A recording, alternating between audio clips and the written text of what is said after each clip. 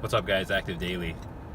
So, I saw this post recently in one of these like sober support groups that are on Facebook, and someone had said, if you could use one word to describe addiction, what word would you use? And I looked through the list.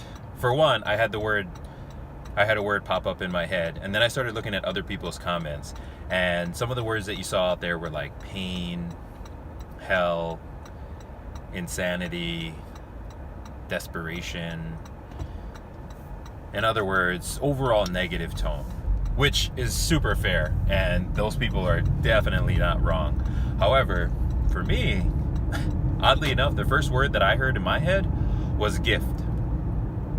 The reason why, here's 3 reasons why, for me anyway, why now I look at addiction as a gift. So for one, the things that I get to enjoy now, just like a little bit of peace, feelings of real happiness and joy, and actual feelings of love, and not just for romantic partners, but for friends, for family, for people I meet, even people that I have not met.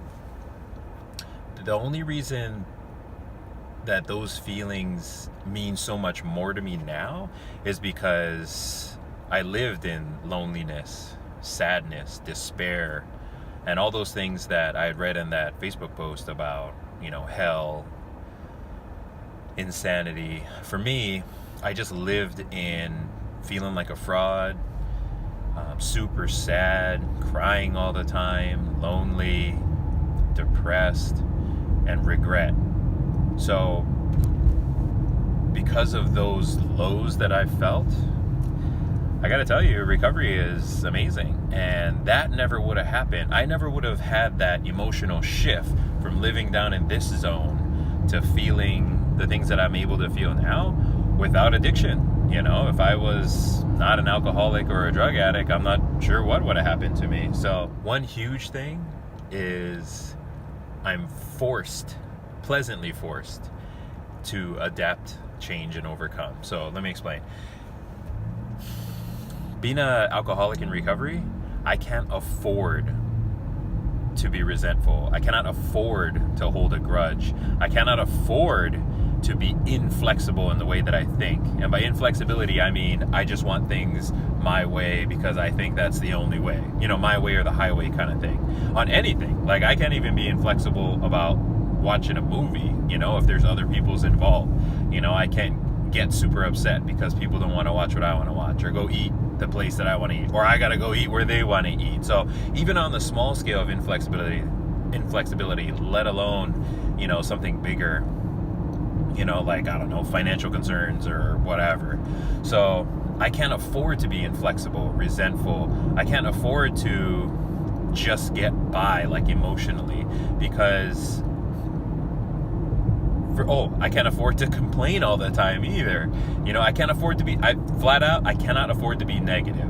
The reason is because for me, if I start to get negative, resentful, holding a grudge, inflexible when things aren't going my way, and start to get upset, all those negative feelings will start the storm up again. That storm, like, in my soul, which I am grateful that I get to experience peace with that now. But once that storm starts again, it starts small, and I know for a fact it will grow into something big.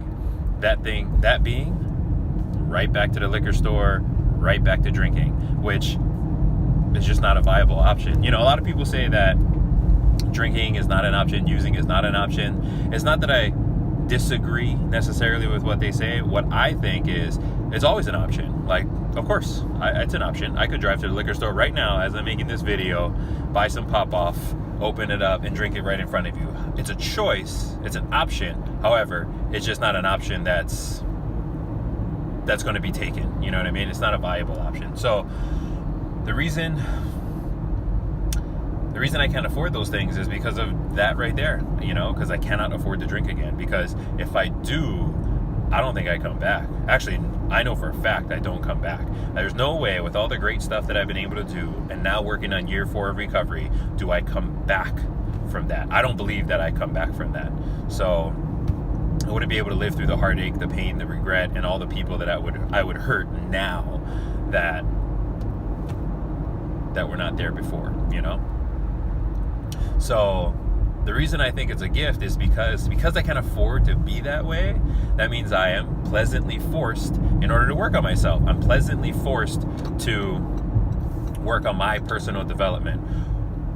Figuring out if things aren't going the way that I want them to, if I get frustrated, I'm pleasantly forced to figure out, why is that? You know, what belief system what belief deep down do I have that causes the thought that this thing or this situation is supposed to go the way that I want it to go, to where now I'm upset. So it pleasantly forces me to challenge my own belief system, which I've had to do. My third year in recovery was all about that, challenging my belief systems so I can have different thoughts, so I can have different actions, hence to have different results. Because the goal, I find recovery to be super simple. The purpose, number one, stay sober and abstain from using. Number two, personal development, to be happy. That's it. Not using, not drinking, or staying sober, being happy. That's the point of recovery to me. So I find it to be a huge gift that I'm forced to work on these things. Now, don't get me wrong.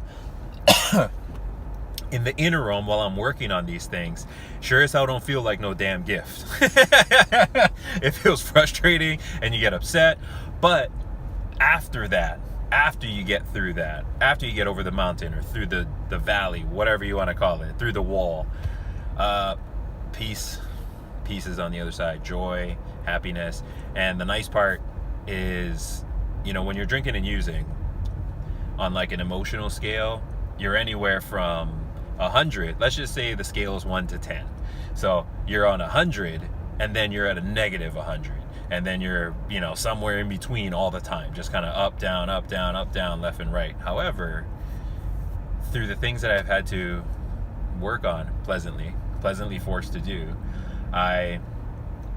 you kind of just able to maintain a nice, 7, 8, or 9. Sometimes you get 10, sometimes you get 5 or 6, but you're just at a nice 7, 8, or 9, maybe an 8 or 9, which is like pretty damn good. And if I were not an alcoholic drug addict, who knows what I would be, where I would be with that. So with that, my friends, please, if you're in early recovery, thanks for being here. Congratulations if you're counting days. Much love for the whole process. Be well, my friends, and of course, stay active.